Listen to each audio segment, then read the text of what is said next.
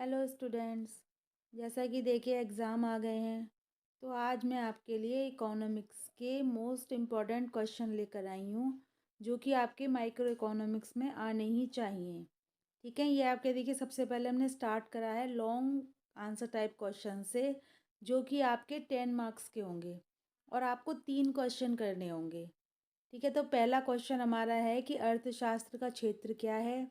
अर्थशास्त्र वास्तविक विज्ञान है अथवा आदर्श विज्ञान है, तथा अर्थशास्त्र विज्ञान है अथवा कला। देखिए ये बहुत ही इम्पोर्टेंट क्वेश्चन है और ये आना ही चाहिए। सेकंड क्वेश्चन है हमारा तटस्थता वक्र विश्लेषण क्या है, यानी कि इंडिफरेंस कर्व एनालिसिस क्या है। तटस्थता वक्र विश्लेषण की सहायता से मांग वक्र व उपभोग वक्र का निर्धारण कीजिए। मांग वक्र यानी डिमांड कर्व, उपभोग वक्र यानी कंजम्पशन कर्व, ये आपको ड्राइव करना है। उसके बाद हमारा है मांग की लोच क्या है, इलास्टिसिटी ऑफ डिमांड क्या है, ये कितने प्रकार की होती है, लोच को मापने की विधियाँ कौन कौन सी हैं।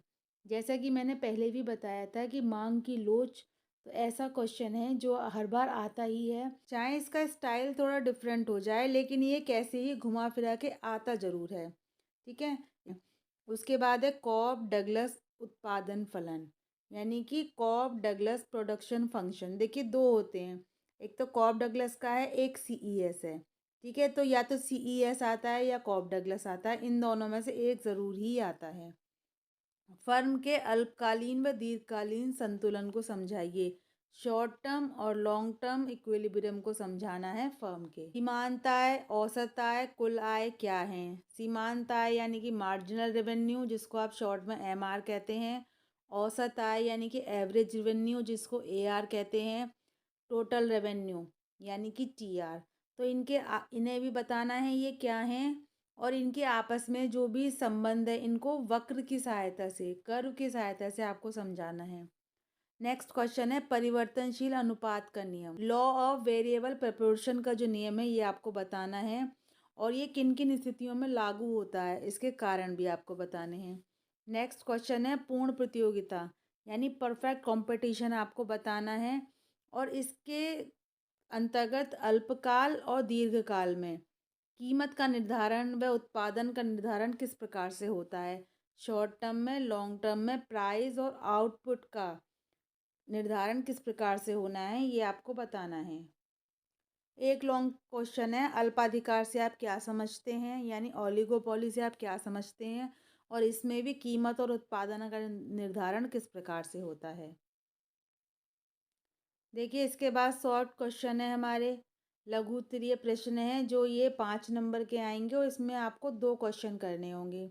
तो पहला है हमारा हिस्कॉर्सलस्की के आय प्रभाव और कीमत प्रभाव को समझाना है, इनकम इफेक्ट और प्राइस इफेक्ट को।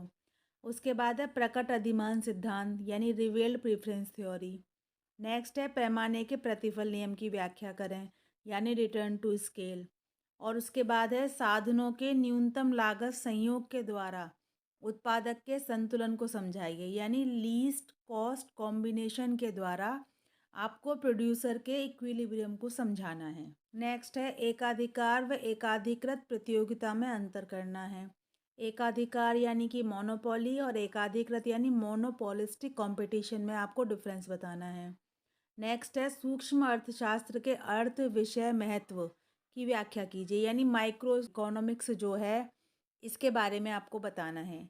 नेक्स्ट है हमारा ये मोस्ट इम्पॉर्टेंट क्वेश्चन है कार्टेल क्या है और किंचित मांग वक्र क्या है। कार्टेल और किंग डिमांड कर्व ये दोनों ही आपके ओलिगोपोली में आते हैं, इनको आपको समझाना है। अब देखिए हमारे ये very short answer type question start हो गए, जो कि 2 नंबर के आएंगे, और ये आपको 5 क्वेश्चन करने होंगे, जिसमें से कि फर्स्ट है हमारा कपट संधाई अल्पाधिकार, जिसे कॉल्यूसिव ओलिगोपोली कहते हैं। नेक्स्ट है कीमत नेतृत्व यानी कि प्राइस लीडरशिप। नेक्स्ट है उत्पादन संभावना वक्र यानी कि हमारा प्रोडक्शन पॉसिबिलिटी कर्व। नेक्स्ट उपभोक्ता की बचत कंज्यूमर सरप्लस। नेक्स्ट है दुर्लभता व चुनाव की समस्या स्केर्सिटी एंड चॉइस, ये आपको बताना है।